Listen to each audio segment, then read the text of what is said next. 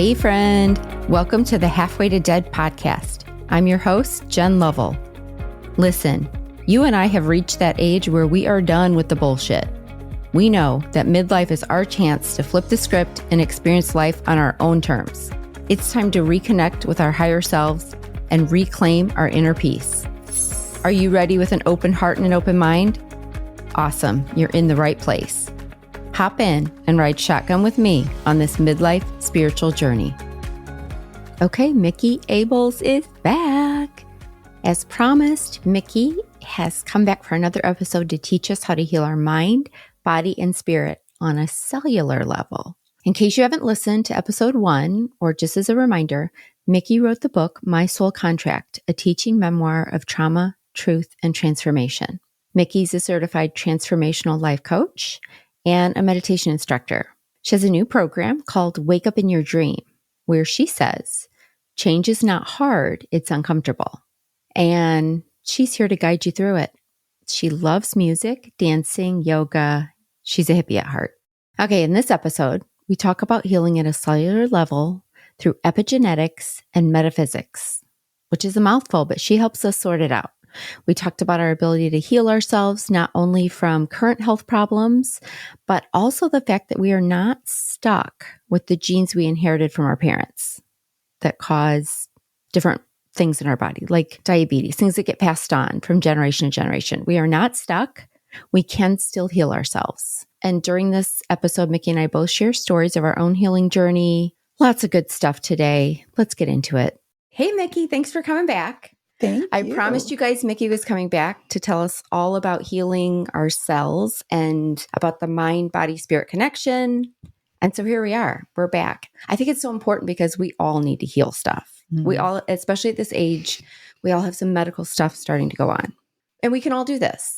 We can all do it. We can do it physically, emotionally. Okay. Mentally. So you believe in this so strongly because you have done this yourself already. Yes. You have healed actual medical type problems on your own. I have. This is not saying that we don't need the medical community. We do. Right. This is another tool, and we're going to learn about it because we need all the tools we can get these days.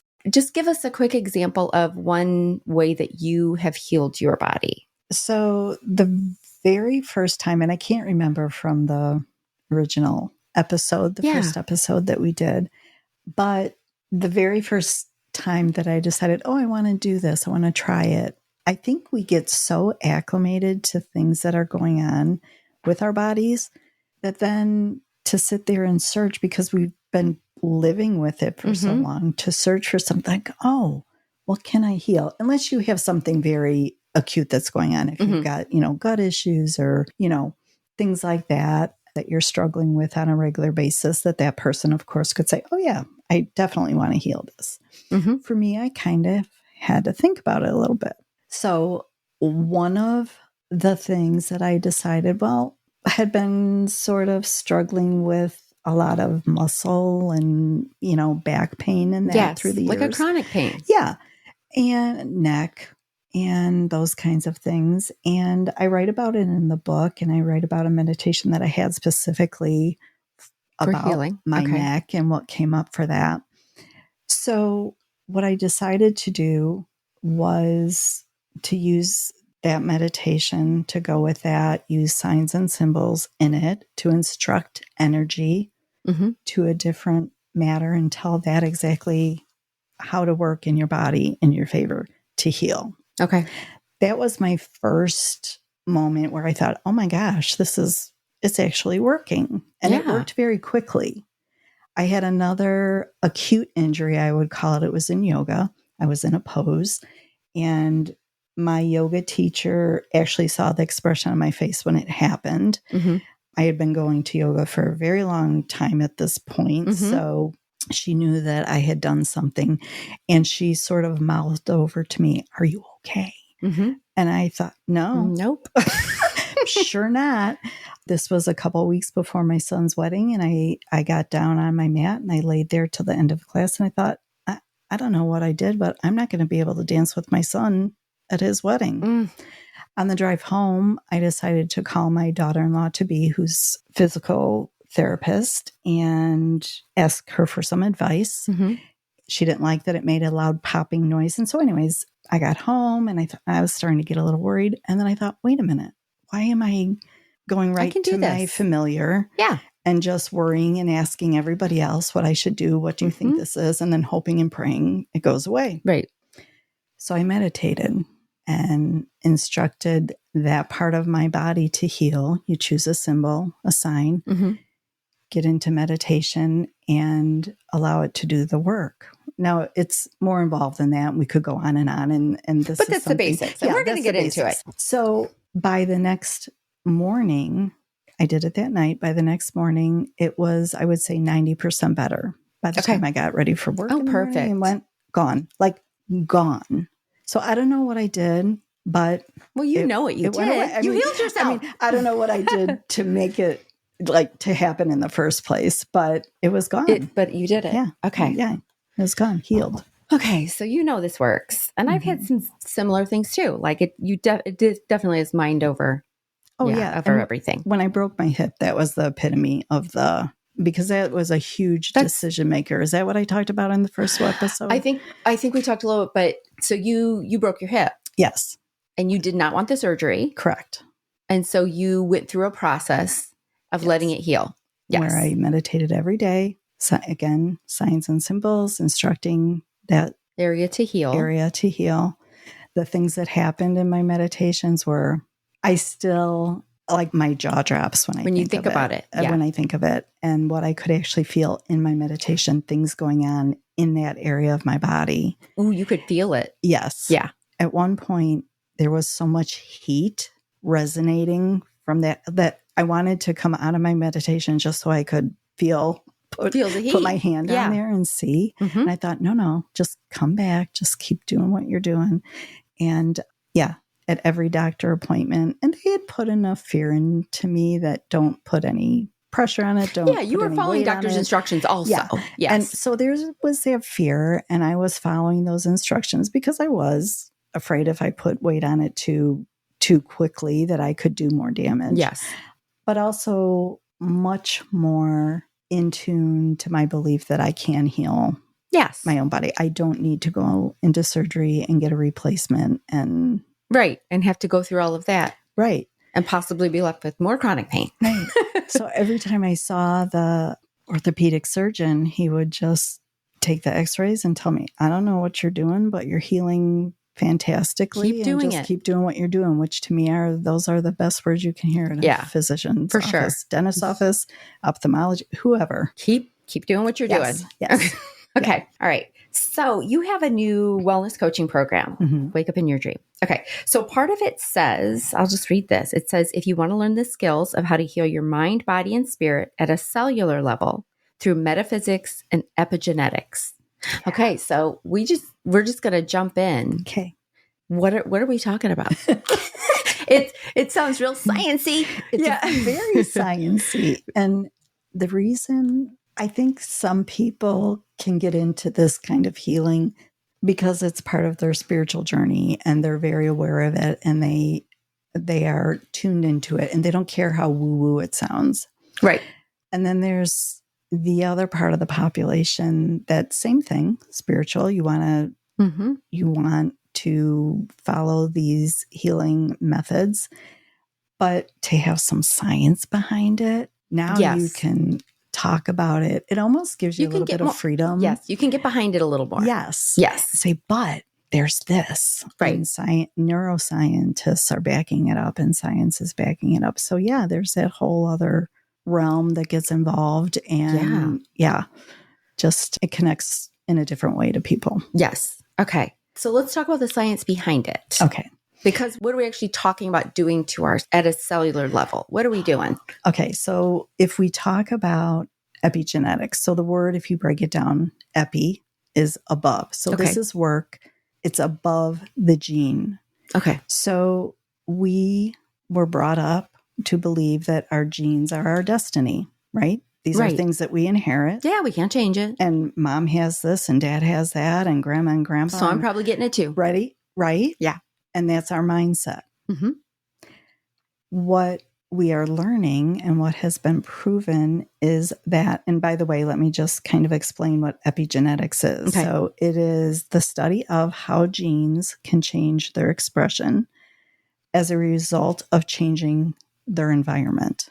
Okay. Okay. So this is a bit of a nature versus nurture type of thing? I mean, because we're born a certain way. right. So we're saying we can make changes. Oh, definitely. Yeah, we're not stuck. No, we're not stuck. And we can't. And if you get stuck in that genetic hamster wheel of feeling that you're destined to have this thing or that thing because it's in your family lineage, you are a victim right off the bat. Yeah. Right? So isn't your mind already set for, oh, you know what? Dad had a heart attack when he was 50. And so you do all of these things. And you just decide that you're going to have a heart attack around then too. Mm-hmm. Instead of saying like, no, I'm not doing that. Right. Yeah. Or cancers or whatever the case may be. Right. Okay. But if we change our environment, that's what instructs the gene to change, the cells to change. Okay. That is what is instructing them. Now, if we go back to the science, there are only really 6 genetic diseases that you're not going to get away from. I think one of them was a blood disease, and I should have wrote some down, but I didn't. So, I mean, out of all the diseases, there's only 6 that we would kind of be stuck with. Right. Okay. That you genetically are destined to get. Possibly have, have that happen. And the rest we can change. Okay. So that's epigenetics. Mm-hmm. Okay. And then if we talk about metaphysics, so think about anything that's physical, right? Mm-hmm. That has everything to do with your body, but we're talking mostly, at least in this, externally. Okay. Right? So if we talk about metaphysics, that's a spiritual idea of turning inward. This is how I look at it. So if you were to look it up, metaphysics, this is what it would say. Putting its rather arbitrary etymological origins to one side, we can say the word metaphysics refers to the philosophical study of reality. Metaphysics essentially attempts to establish a coherent picture of what reality ultimately is and how reality ultimately works. In doing so, it explores basic issues around substance, existence, causality, determinism, modality, ontology, possibility, and nothingness. That's a mouthful, Micki. I don't want to have to ever read that out loud myself. That's a lot. That's a lot of words. That's a lot. So if we take all that beautifulness and just hone it down to so bottom line it for us. Basically, metaphysics is turning inward. You are engaging in your inner senses. We use our external senses all day long. Okay. We're on overload with them. Very rarely are we tapping into our internal senses, our clair senses, our intuition, that birth given gift that we all have. Yeah. Mm-hmm. But over time, it fades away. Yeah, we push it to the back. Paid attention to. And not only that, but it's not only is it not paid attention to, but it's not supported by the adults or mentors in our life, typically. Not for everybody, but okay. Because would you say it's basically kind of the belief that negative thoughts, negative thought patterns can lead to illness, physical illness, and vice versa? Positive thoughts, we can retrain our mind to be more positive, and that can also change it right back. Mm-hmm. So that's changing the environment.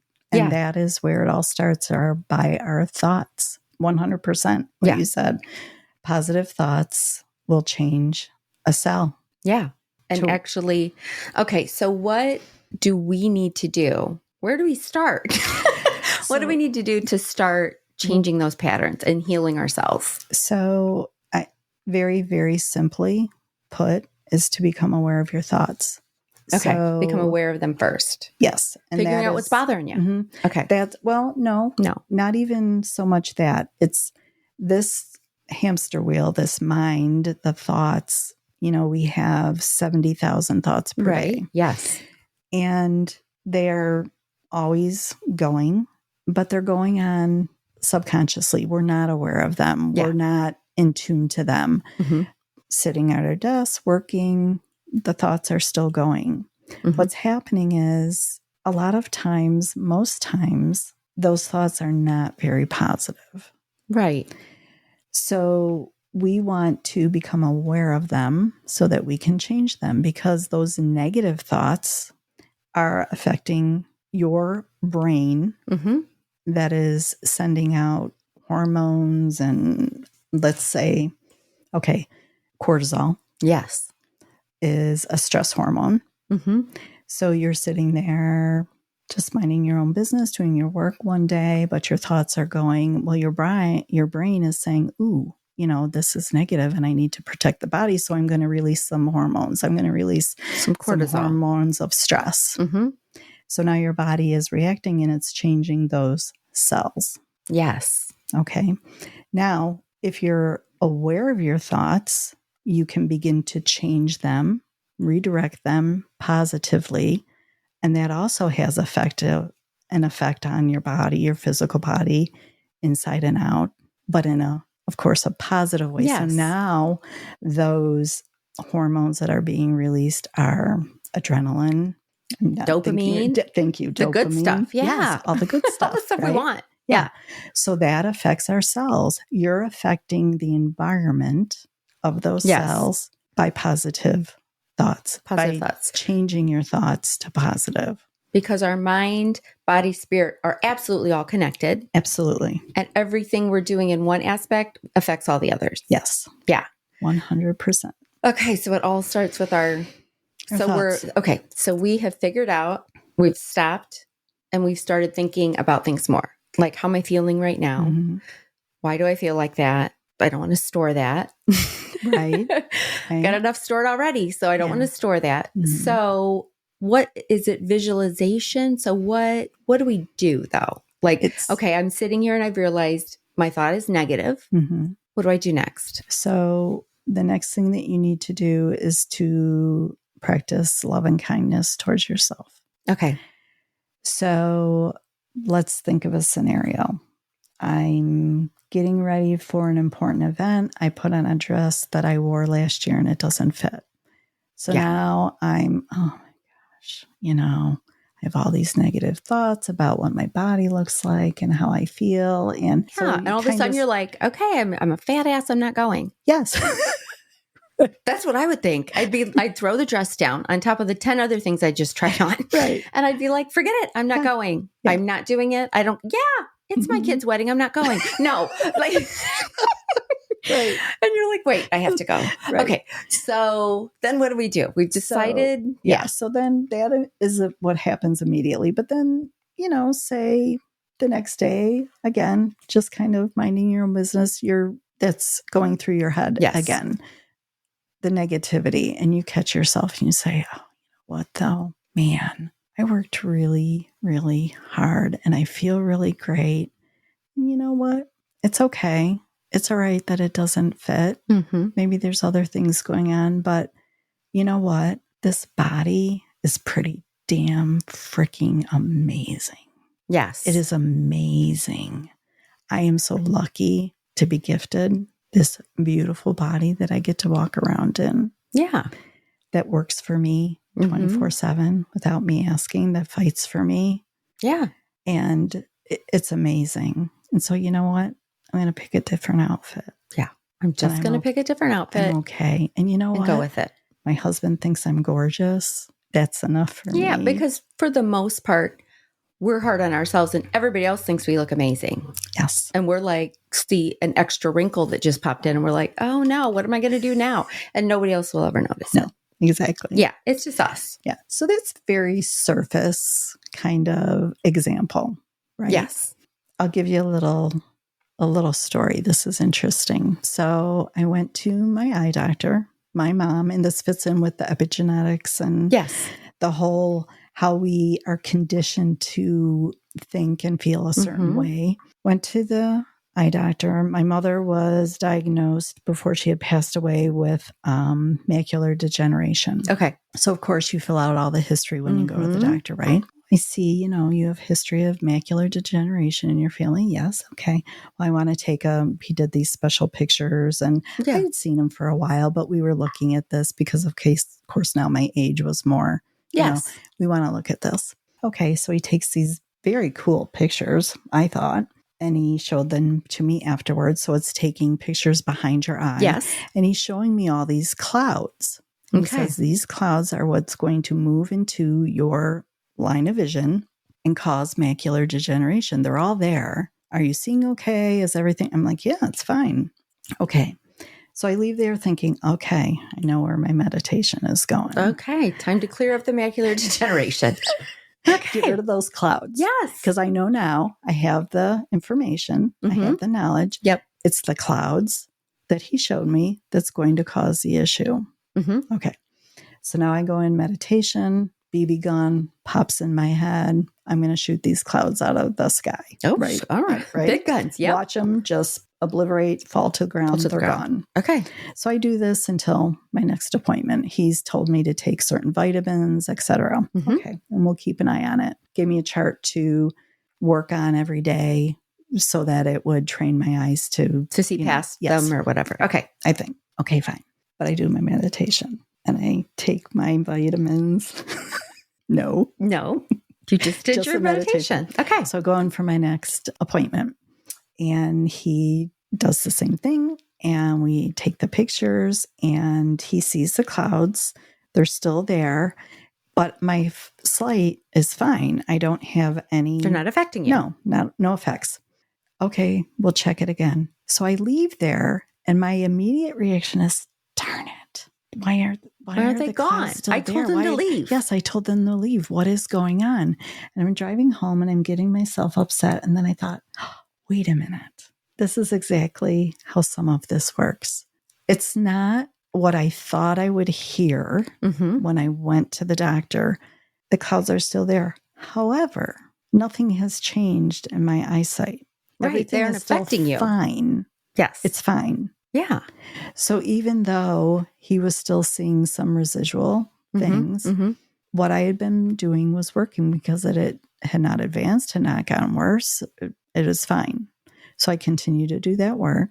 Yes. And every time I go, my eyesight is fine. It is not affected. So when we're meditating or we're visualizing whatever it is we're trying to heal, does it matter how we visualize, when we visualize? Because what is it actually doing to at a cellular level when we're doing that? What's happening is, so we choose a sign or a symbol. We are instructing that to a different energy in our body. We are instructing it what to do in our body. Okay. Explain more. Say more. We're picking a sign or symbol. How do we do that? What are we picking? Because this is like a Reiki thing? Or I like to just choose whatever pops in. I say don't think about it too hard. Okay, so let's just say I have a relative right now has struggled with gut issues for forever and done all the things the doctor said and everything else, and it's just not getting totally better. So if that person wanted to go into meditation, wanted to start healing their gut, okay, like leaky gut, whatever they're saying it is these days. Okay, what are we going to start our visualization with? What is it? You're saying a symbol? Yeah, I would pick a symbol of some kind. So it's kind of neat, but what I came up for this person is a plunger. Okay. Oh, the toilet. Okay. that suck it out of there. Some right? gut issues. Yeah. Okay. And go in there, and because I can guarantee you, if the doctor is unable to pinpoint exactly what a problem, is. Yep, it's stress related. It's something that he or she has total control over to facilitate that to leave the body. So the idea is this. So you instruct the symbol to change at a cellular level what's going on in the body. You are telling it what to do so that those diseased cells, those cells that are causing him or her issues, are changing so that what lives in the body today can no longer be supported in the new cells in the body tomorrow. Does that make sense? Yes. Okay. That is what we're doing. We're changing the environment. So number one, they have to believe wholeheartedly that what they're doing is working. Just like if the doctor were to say, here's a pill I'm going to give this to you. It's going to work. You're going to take it. The and each time you take it, the symbol is the pill. Okay. Yeah. You just have to believe what you're doing is working, and it will work. It will work. Yeah. So my sister, who had a major blood clot in her brain, and she's not woo-woo or anything, wasn't at the time, this was years ago, but she wasn't anything, but she was in the hospitals up north, and basically we had rooms full of people coming in because they had never spoken to anyone with this type of blood clot in this area. They'd only seen autopsies. Okay. And no stroke, nothing. She was in pain, but she was talking normal, and everyone was amazed. Okay. So then I find out later. So of course she did what the doctor said. I mean, she did the blood thinners and that, but they said, we can't really go in and take that out. That's not something we can do. We just have to wait and hope it goes away. Right. So my sister would visualize. She called them her minions, little minions, like the cartoons, I guess. I love it. And every time she would breathe in, the crew was coming in. They had their picks and their buckets, and they went in to the clot. She would visualize them like going to the clot, picking away at it. And then chills everywhere with you telling me. And then when she would breathe out, they're done with their shift. They leave with all the junk. And the next breath, the new shift comes in. Literally, shifts of people coming in. And how did this come to her? I did no idea, because she was not woo-woo or anything. I mean, it's like any near-death type experience. Mm-hmm. All of a sudden, you've got everyone around you looking at you like, why aren't you dead? Yeah. And you're like, I don't know, but I'm going to keep going. I would have to believe for sure that just came to her. No. And that clot went away, and they sent her home on blood thinners, but it was basically a waiting game to make until the clot would slowly break down and be gone. Now she still has a teeny piece of it that has caused no problems in over 10 years. I love that. And at the time I was like, minions, yada, yada. I was like, well, you do what you do. But looking back now, I'm like, she totally healed herself. Yes, she totally healed herself. Right? Yes. And so it's just little things like that. And that's a big thing. That's a big thing. That's just not, my hip hurts a little. Right. Or can you help me? No, this was like a death-defying blood clot. Yeah. And there's stories like this. All over the place. All over the place. Yeah. People healing cancers. And I love the BB gun because I was listening to one woman who had gone in. She had breast cancer and had tried everything. And that's often what happens, right? Where we try everything. Mm-hmm. We do what the doctors want. Yep. And then, okay, what else is there? And she had heard about meditating, and she started doing that. And she actually was the first one that used the BB gun. And she would watch as she shot that BB gun and watch that tumor just disintegrate and fall to the ground. Yep. Just visualized it. Yep. And then the next time she went in, however long it was, I don't remember, but the tumor, the mass was gone. Just gone. Mm-hmm. See, this can happen. Like, these are all like God-given miracles. Yeah. I mean, we are given everything we need to heal when we need to heal. We do. Because I will also say my sister's brain, she has a lot going on.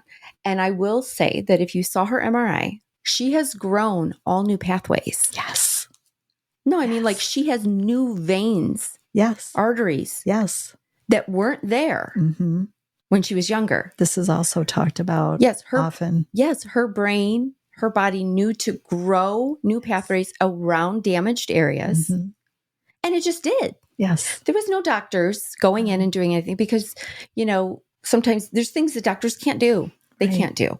And so instead of getting depressed or upset that the doctor just told you there's nothing more we can do, that's not the end of it.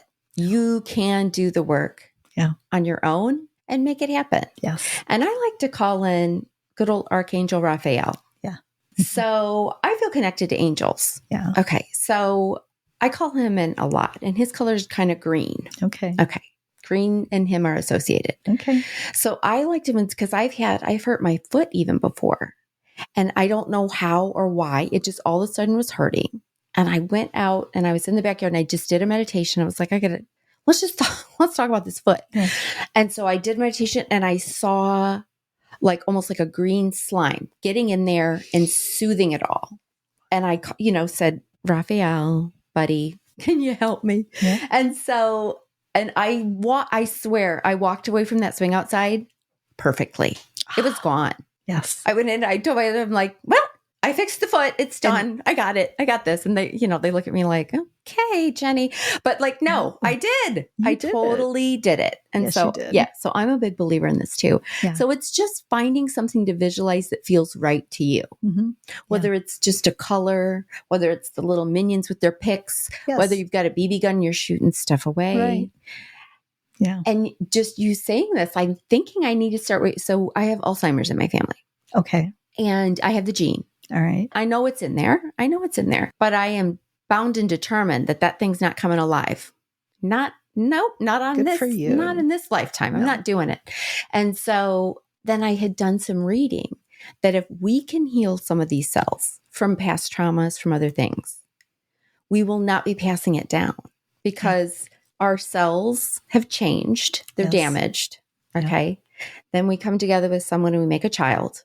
Mm-hmm. And those genes are in them, just like that Alzheimer's gene, everything are in them with that potential. But if we can stop it at us, it might not go on any further. That's where all of this is so amazing. And I love it. And yes, you're right. Because when we heal ourselves, we're healing our family tree. Yes. So not only past generations, but future generations. Absolutely. Yeah. So we are doing this work, not just for us. Yeah. Because we literally, like intergenerational traumas can be passed from one generation to the next. Yeah. And it will literally change a person's like DNA after they've experienced trauma. Yeah. So any traumas I have moved down the tree. Even if those my children haven't experienced those same traumas in their lifetimes, there's still some leftover remnants. And I think what we pick up on most about that is that even though they're not experiencing your trauma, you have developed a personality and a character around those traumas. That's what you pass on. And that affects. Yes. Yeah. Yes. I mean, because the way we were raised will affect how we parent, whether we try and do the exact opposite or not. Yeah. There's just little things that you can feel. Yeah. It creeps in. Oh, no. Okay. So we can heal epigenetic trauma. We can heal it. We can heal trauma by looking into the genetics, the cells, and everything above there. And that's what this work is called. That's why it's called epigenetics, because it's above. We don't have to be the victims anymore of our genealogy, right? Yes. So we're definitely able to change that in a way to know that we can change our environment, to change our genes, to change our cells, to heal. Okay. So we're doing our meditations and we're doing our visualization on whatever it is. Like for Alzheimer's, I think I probably need to start one where I'm picking away at the plaque in my brain. I think that's a good idea. I might maybe get a chisel. Maybe get some. I might need to call the minions back in for my brain and get them working on calcifications and all of the things. Okay, so we do that. But what are other concrete things we can change in our lives? And I mean, there's probably some common sense things that we all know. But what things do you see that are like really make big changes in your life? Some of the biggest things, and I wrote about this also, is so once you get used to paying attention to your thoughts and becoming aware of them. Changing those to positive. Okay. Which feels very weird, by the way, when you're first doing it, but you get used to it. Yeah. What that's doing is that's setting up a new program for you, a new pattern for you to start creating positive thoughts. So eventually those negative thoughts, and that's not to say you're never going to have a negative thought. Of course you are. You're human. Right. But you've now been practicing in a way that it's more natural for you to come up with a positive side of something than a negative side. So we're doing that. Now, as I said, you're going to get mad. You're going to get angry. We're human. These things happen. Next thing is to pay attention to your reaction. And not only your reaction to things, but your reactive period of time. So in other words, you get mad at your husband. Maybe your way of hurting them is the silence treatment. Okay. And so now you're agitated, you're triggered. 3 days you don't talk to your husband. You've been in a reactive period for 3 days. this is doing nothing but causing stress Mm-hmm. in your body. So all of that is going on for a very long period of time. Now think of someone that has not been able to let go of something that happened 10 years ago, Right. 15 years ago, Mm-hmm. not only a month ago or 3 days ago. So now we're just compiling all of that on top of each other. Yes. So very important to not only start to be aware of how you react, but then for how long. Often with my clients, what I'll tell them is, you know what? If it's something really big and you want to be pissed off for 24 hours, if you want to be pissed off for 72 hours, give yourself that time. Okay. Yeah. Let yourself do whatever you need to do in that time. You've created an awareness in that is very healing, because you're not just meandering around like, and Right. it's horrible. You've given yourself time. And I think what most people find is that they really don't need that much time. So they're able to cut it short. Yeah, that's just giving yourself permission if I need to go that long. Right. Yeah. Maybe something just needs 15 minutes. Well, I need to go out and I need to vent. I'm going to scream and yell, and this gets 15 minutes of my time. Okay, Yes. so you get to decide what that is. Mm-hmm.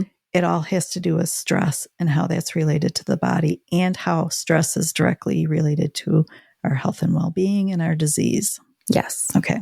Once those things are going on, it's also critical. It was very critical for me to start to observe your triggers and your reactions. What I found is that a lot of those things were inherited. Okay. Yep. So, this really bothers me. Let me see. Let's really look at this and see what's true about this. Yeah, this is the same thing my mom used to do. All right. How is that helping me? Yep. Is that necessary in this moment? Is there part of that that isn't my truth? Right. Something that I was I've just inherited. Taught. Yes. Mm-hmm. That I've seen from example. And it's a downloaded program now for me. Yeah. Look at that, really dissect it, become aware of what's your truth in that, what feels good to you, and whatever doesn't feel good to you, let that go. Why are you hanging on to that? But we hang on to it because we're not at a place to observe it as an observer, as an outsider almost, if that makes sense. Right. Get a whole 360 view of the situation. Yes. Yeah. That's one of the hardest things that you'll do, is to come into contact with your truth. Yeah, that's really hard, because to give something a whole 360, you got to look in the mirror. Yeah. And you got to see what part that you played in that. So sparkly and what parts. No, the part where you're like, I might be at fault for some of this. Right. Yeah.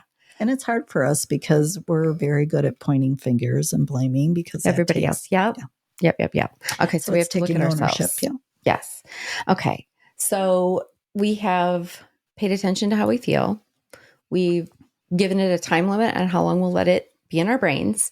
And we're taking a look at it from all different angles. We're doing a 360 on whatever made us feel that way. Right. And then what? Okay. Well, we've got all this in our brains now. Basically, what we're doing is we're just taking new healthy habits and replacing them with the old unhealthy habits. Okay. And this is critical work, and it's not for the faint of heart.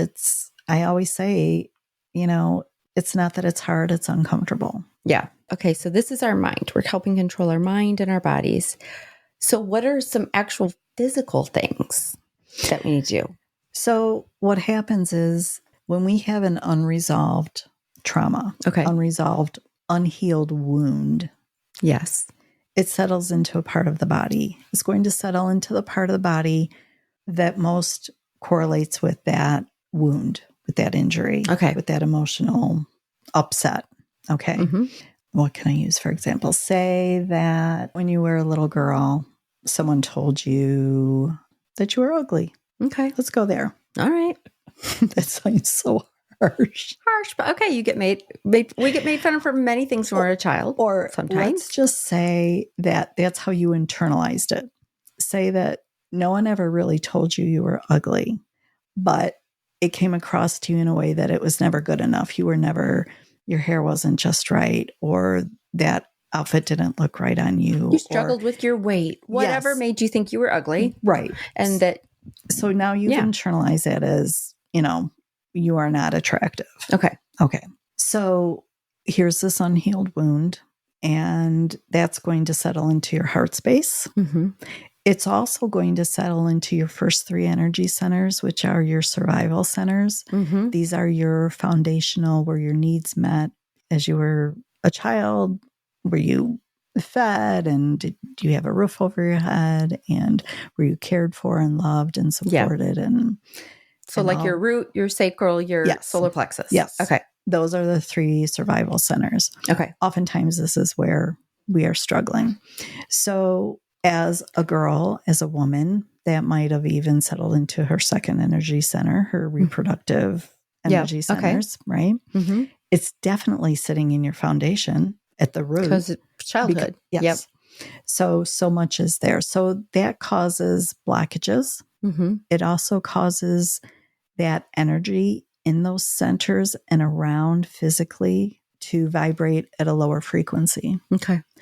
When we have low vibrational frequencies in our body, when things happen externally and we don't know how to sort them out, all of that travels inward, and it's going to settle into and be attracted to the place where there's the most chaos, where there's the most lower vibrational energy.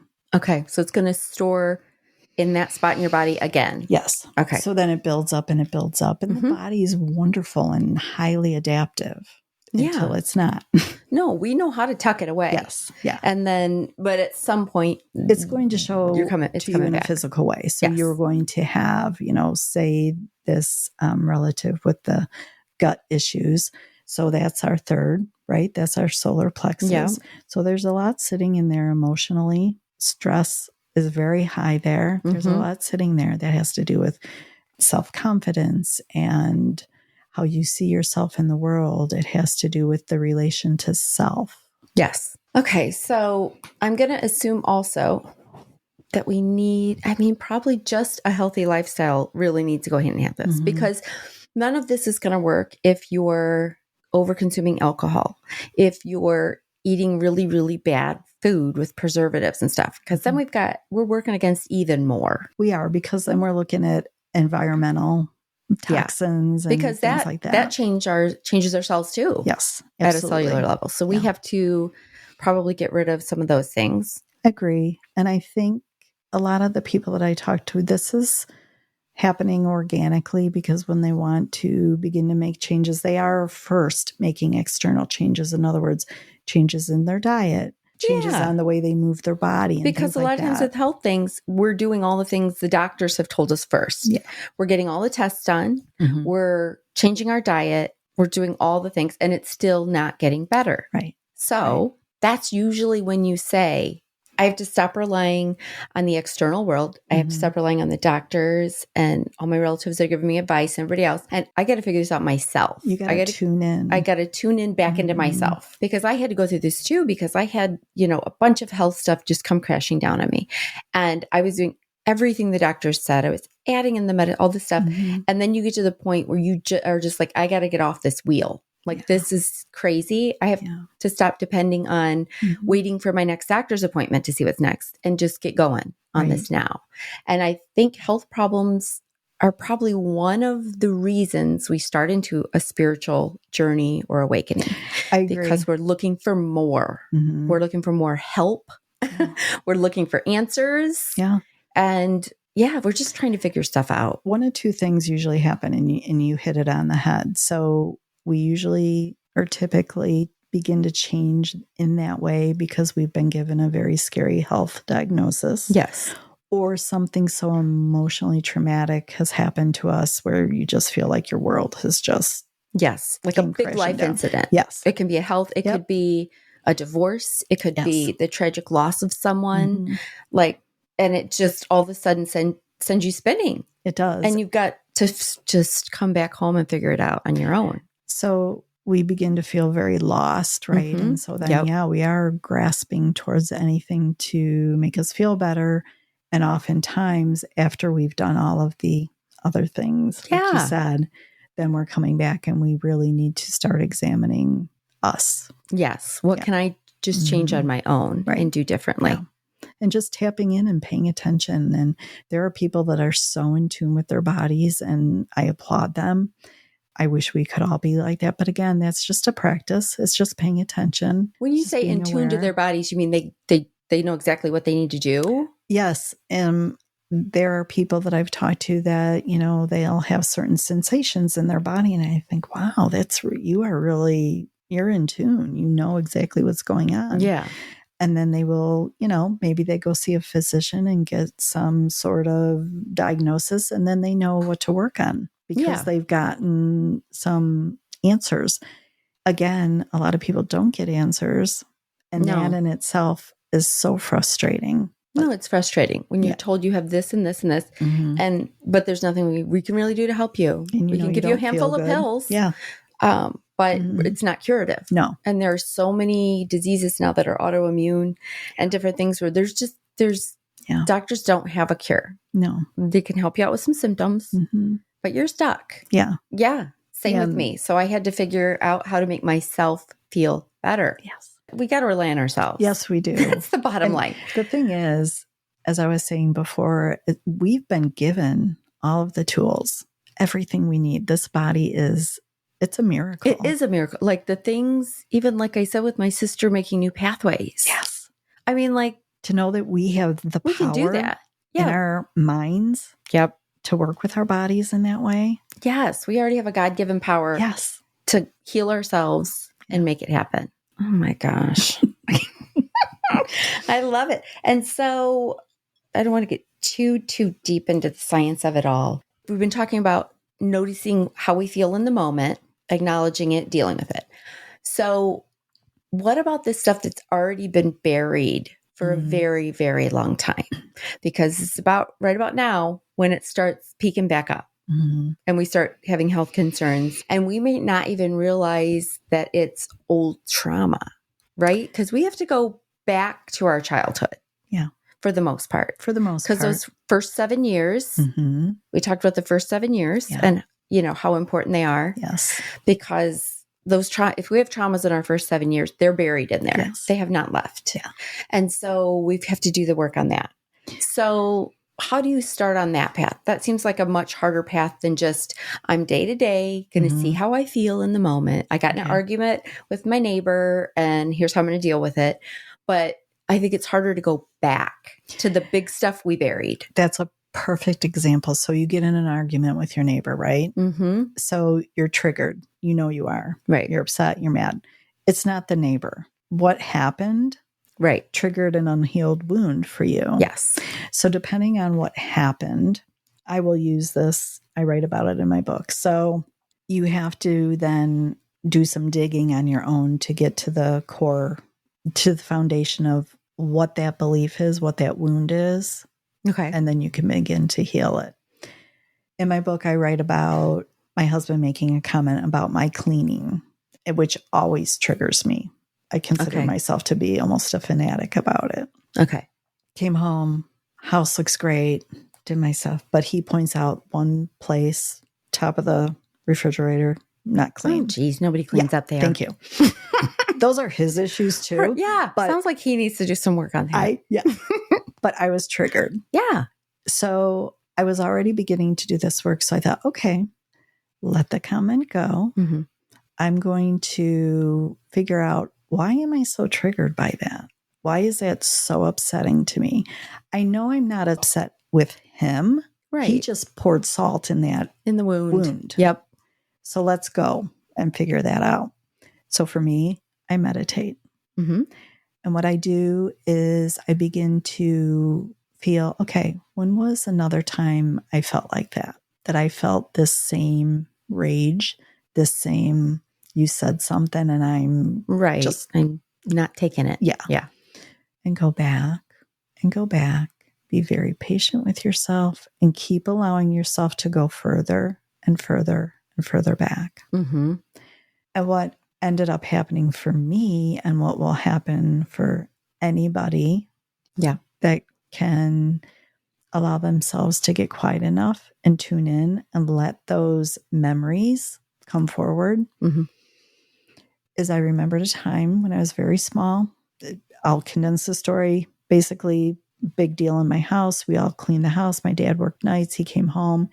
He was furious. My mom and dad were yelling and screaming. I got yanked out of bed, had to re-clean the bathroom that I was in charge of. I don't remember anything around that. That's my memory. And I could be somebody standing next to me experiencing the same thing, could have something totally different. Yeah. But for you, that was traumatic. But for me, that's traumatic. And that memory popped in, and I'm seeing it play like a movie. And I'm like, wow. Oh, yeah. Don't know why my mom and dad were fighting. Have no ideas. We often don't when we're children. And then I thought, oh, yeah, I remember that because I didn't do a good job. It's not good enough. I'm not good enough. Of course. Right? And I'm getting chills right now. And all of a sudden it's like, oh. But until you can relate that exact, I still have chills right now telling this story. It's so impactful that because you can now release it. There it is. There it is. Yeah. Because once you know that's what's going on, you can't unknow that now. Right. Yeah. So now when that very same wound, and I've worked on it and I'm aware of it, and once it is healed, you're still going to get triggered. But what's going to happen is you're going to be able to say, oh, yeah, that's that. That's I'm why. not good enough. That's why. It was because of me as a little girl. That's how I took that in. I'm okay. I'm safe. So you did not talk to your husband about it when he said that. Did you just walk away? Did you just say, okay, I'm going to ignore that? I said, oh, all right. Yeah, I'll get to that. And I left it alone because I knew that would satisfy him. Yeah. And it would be the end of the discussion.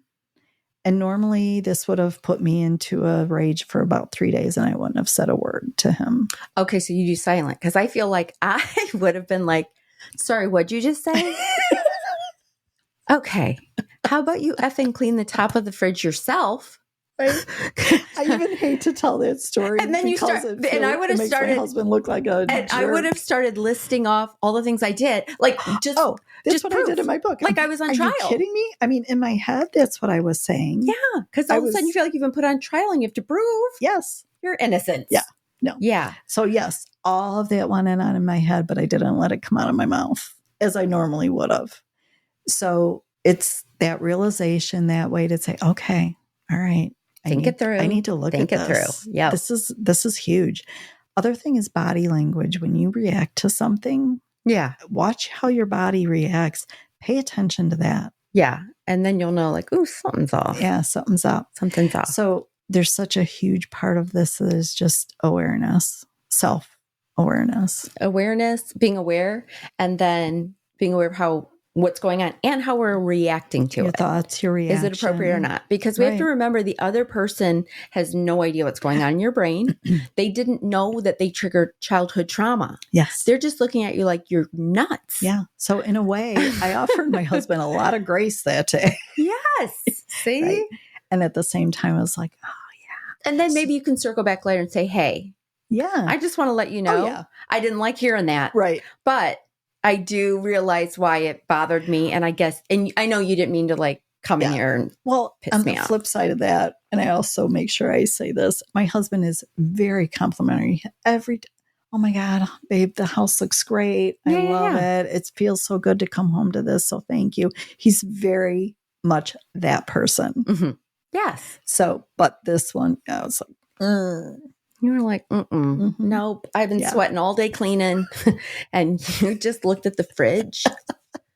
I can't even see up there. No. Who doesn't cleans up there? That's like a once a year thing. I mean, come on. Yeah. That would be with our busy lives. Yeah.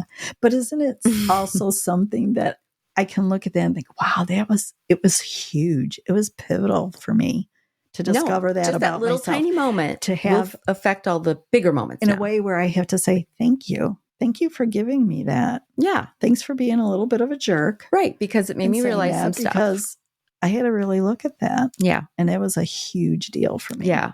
So yeah. And we've talked in previous episodes about the whole thing with realizing something, you know what I mean? Yeah. And communicating it properly. Yeah. Yeah. Because we all have old traumas. I don't know how anybody gets to midlife without trauma. No. And it's different for each of us, but we all have it. So we just need to give each other a little bit of grace. Yes. Because it may not be us that's pissing somebody off.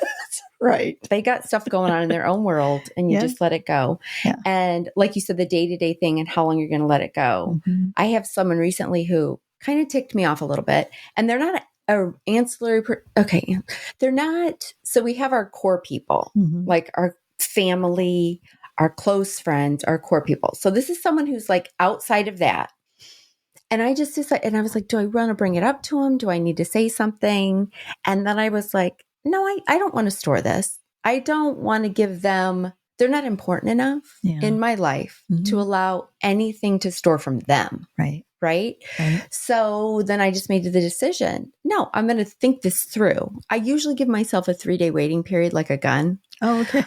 Because sometimes it takes me about that long to like look at something 360 and process and know how to say something to that person properly. Diplomatically. and so that I don't like say something I'm going to regret. Right. And so that they can understand it in a way that's like normal. So then I can reframe it. Right. Then I can go to that person and say, I just wanted you to know this is how I felt. And I just wanted you to know. Right. Your words did this to me. And And so I don't want that to happen again in the future. And so we're just, and that's it, and move on. And so that's sometimes harder with our closest people, like family, because we really don't want to hurt them. So we will store things for them. Right. Yeah. I mean, you know what I mean? And not that we should still be storing for anyone, but it's a little harder when it's someone very close to you that you have to live with or see often. Yeah. Because you're like, well, this is going to get awkward next time I see him. Yes. And so it gets hard. But we should still find a way to say it. Right. Because people that we care that much about should care enough about us to want to hear that they hurt us, so that they don't want to do that again. But that's two-sided too, because at the same time you're triggered and you want to discover why and find that out, they are also triggered, or else they wouldn't be saying things that are hurtful or acting in a way that's hurtful. Yes. So my childhood traumas could be bumping heads with someone else's childhood traumas. Absolutely. And we're not really mad at each other. No. We're mad at our parents. No, just kidding. Yes. Let's aim this in the right direction.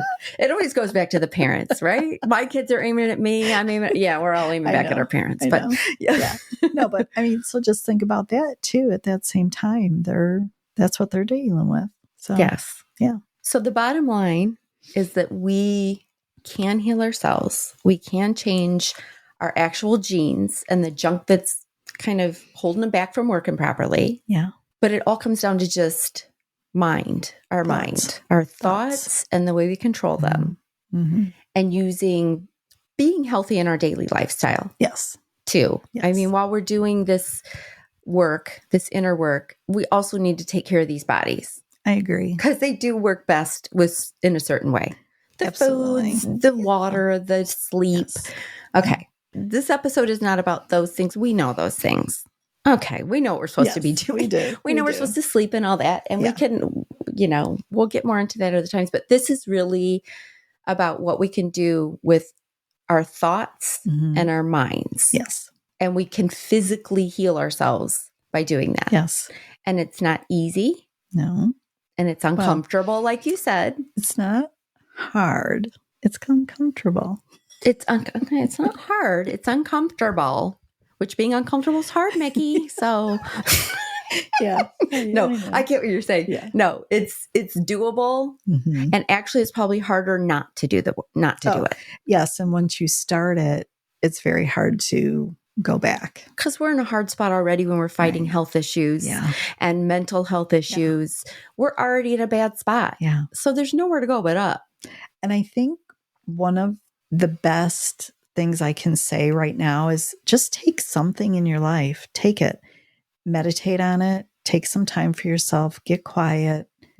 Begin the healing meditation. Choose that sign or symbol. Choose something very easy. Pick just one thing. Yeah. Because like I have a million health problems. No, you got to pick one at a time. And pick something that you feel is maybe not such a big challenge. Maybe it's a little on the, okay, this is a little bothersome, not huge. Yeah, like when my foot was tweaked. Yes. Okay, I'm going to work on that. Right. Because then once you see a little thing works, you're like, all right, now I'm going to go in and now I'm going to go in and get rid of the Alzheimer's that's a coming. You don't tackle that first. Okay, you tackle some little stuff first. My knees hurt because we can also train ourselves. Like I'm sure, like cravings, weight loss. I mean, anything we can train ourselves. Yes. Oh boy, so much work to do. And it feels like work because it's not familiar to us, right? We're not going into our old habits, our old patterns, which is why we're doing it. That's the fight. We got to get rid of our old patterns and habits. Yeah. Because I don't think I've ever met anyone who has this perfect childhood pattern that they got. Nope. And they're now adults just. Yeah. Or you catch yourself being like, oh my gosh, I said I would never do that. That's my mom. My mom just came out of my mouth. Oh God, yes. And then you catch yourself and you think, oh, why did I do that? Yeah. So from now on, I'm not doing that anymore. Or pick out, why did I do it? What part of it do I actually believe I could own in that I feel okay about? Yeah. And what's the rest of it that I can let go? Because I can guarantee you, as we said before, she brought with her 4, 5, 6 generations of stuff too.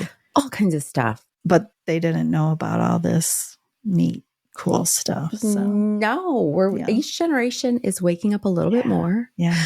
And figuring some stuff out. Yeah. And science is caught up. And I mean, things are amazing. Yeah. Things that we used to die from even 100 years ago. Yes. Yeah. We figured it out. So this is just another tool, another stepping block here to good health. And at this age in our bodies, I mean, it's an issue. We got stuff coming up. We do. And I think it's also important, and we touched on it a little bit, but just really tune in, tap into that intuitive side of yourself. That beautiful. Trust yourself. Intuition. Yes. And just believe in it. Know that it's helping you. Things that come in for you we have a really good way of just second guessing and poo-pooing things and, that come into us because we're not used to it or it doesn't seem real so, I mean, it's just small things. Even when you think about the intuitive energy that's involved in someone, oh, hi. Oh my gosh, I was just thinking about you and you called. Yeah. That's energy. Right. You sent that out there. That other person felt it. That's intuition and energy. Yes, absolutely. That's at a very basic, everyone can relate to that. Yes. Right.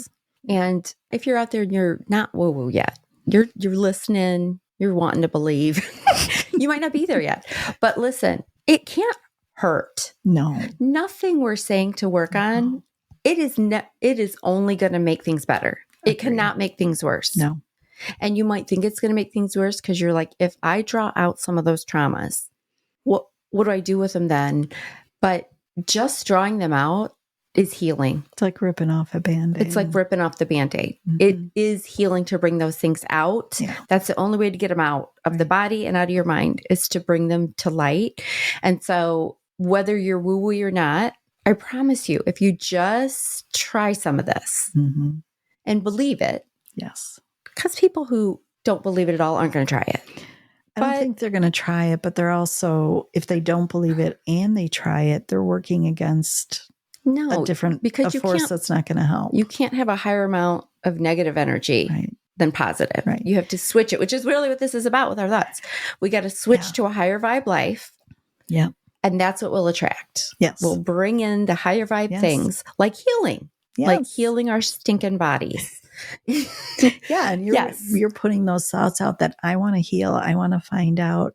I want to get in tune with my thoughts, my body, physically, emotionally, spiritually. I want in touch with those things. And you're sending that out there. Things are going to be put on your path. Yeah. And then help you won't be in the place you are now. You're going to feel better physically, emotionally, and then you're going to be open for really fun stuff in your life. Yeah. You just got to get past the things. And it's a fun ride. It is a fun ride. Because as I said, my jaw drops a lot. No, still. when you think back to things. Yeah. Me too. I've had things where 5-10 years ago, I would have never even thought to try it, think it. I would have been like, these people are crazy. Right. Really? Yeah. And then you get to that spot. You get to that spot, whether it's, like we said, a health issue, a divorce, a death, just whatever is the big thing that happens. And then you stop. You're like halted in your tracks and you go, I want to start something new. Yeah. I can't live like this. I got to start something new. Yes. And then you'll slowly just ease into it. Yeah. Yeah. And so this is healthy. And again, we're not telling anybody not to go do the things with the doctors because we need them. Yes. Okay. We still go with them, but we don't make them our sole. What am I trying to say? We don't want to make them our sole, like put all our hopes on them. That's that's our only answer. Yes. That's not our only answer. We can help ourselves too. We can work together with our medical practitioners. Yes. Yeah. And hopefully and you really find make one it happen. that's, that's open to some of that. Open. And even my orthopedic surgeon, when I broke my hip, and he told me I would have to have surgery and put in these parts. And I looked at him and I said, okay, here's my idea though. Yeah. I'm going to try this first. This is what I believe in and this is what I want to do. And he looked at me and he said, okay, do it. And I thought, thank you. Because if you have a doctor or a medical professional who is totally against you doing anything holistic, that seems crazy in this day and age. Yeah. Because most of what they recommend is holistic. Drink more water, eat good food. Yeah. You know what I mean? It is, it's holistic. And the vitamins and all the things. Yes. Like we can't not, acknowledge those things. I know. So this is just another thing that we're all going to use to start healing ourselves. Yeah. And if you're feeling like this is overwhelming and you need more guidance, well, that's when you reach out to a wellness coach like Micki. And she can break it down into smaller steps for you. Yeah. Because that's the really hard part. It is overwhelming. You don't know where to start. Like she said, you can just start with one little thing. You got a lot of big problems. Pick a little one first. Don't dive into the big one yet. Just go with the little guy. But if you need more help, there's lots of practitioners out there. We've talked about Reiki and all the other things too. And so find a wellness coach that has a holistic approach, also doesn't make you feel bad for doing the medical side. Because I have met people like that who really wanted to make me feel bad for taking medicine from the doctor. Yeah. And it's like, well, I don't need you to make me feel guilty. I just want you to help me get to a point I don't need it. Yes. Yeah. Yes. Don't tell me to go off it. Okay. Just show me a better way. Yeah. And then then that's all you can do. Okay. Well, this has been good. So much information we get every time Micki comes. Okay. So we're going to totally start working on healing our cells through metaphysics and epigenetics. Yes. Change your environment, which means change your environment, thoughts. Change your thoughts, change your whole world. Yes. Let's just do this. Yes. Everybody, we got this. Yes. We're doing this. This midlife spiritual journey is a fun one. We're doing it. Okay. Well, thank you for coming back, Micki. And feel free to come back anytime you want about all the new things you're learning. Thank you so much. This has been great. Yeah. Thanks. I appreciate it. Bye. Bye. Listen, I know your time is valuable. And right now, I'm feeling super grateful and totally humbled that you chose to hang out with me today. If this podcast resonates with you, could you do me a solid and hit that subscribe or follow button? That's going to help you out because you're never going to miss an episode. And it helps me out because you're never going to miss an episode. And if you have like 30 seconds more, could you leave a 5-star rating and maybe leave a kick-ass review? Thank you so much. And I can't wait to continue our journey on the next episode. Oh, and I can't forget the fine print. The legal jargon. This podcast is presented solely for educational and entertainment purposes. We're just two friends on this journey together, and this podcast is not intended as a substitute for the advice of a physician, professional coach, psychotherapist, or any other qualified professional. You get it. See you next time.